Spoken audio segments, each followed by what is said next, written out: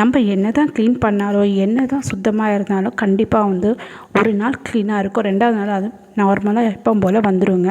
அதனால் எப்போவுமே வந்து வீடு வந்து மணக்க அப்படி இருக்கணும்னா நீங்கள் இந்த மாதிரி ட்ரை பண்ணி பாருங்கள். கண்டிப்பாக இது வந்து நல்ல ஒரு டிப்பாக இருக்கும்.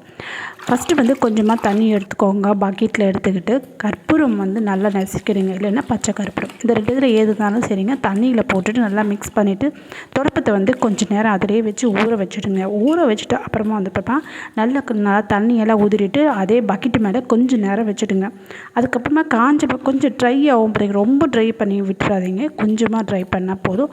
அந்த ட்ரை ஆன அப்புறமா அதில் வச்சு நீங்கள் வீடை வந்து க்ளீன் பண்ணி பாருங்கள். தரை வந்து அவ்வளோ வந்து ஸ்மெல்லு வந்து அவ்வளோ நல்லா ஸ்மெல்லாக இருக்கும். நம்மளுக்கு வந்து எந்த ஒரு வாசனையும் இருக்காது, மசாலா ஸ்மெல்லோ இல்லைன்னா அழுக்கு ஸ்மெல்லோ எந்த காரத்துக்கு உங்களுக்கு இருக்காதுங்க. அவ்வளோ ஒரு சூப்பரான டிப்பு. இது வந்து ட்ரை பண்ணி பாருங்கள். தேங்க்யூ ஃபார் வாட்சிங். கண்டிப்பாக லைக் பண்ணுங்கள்.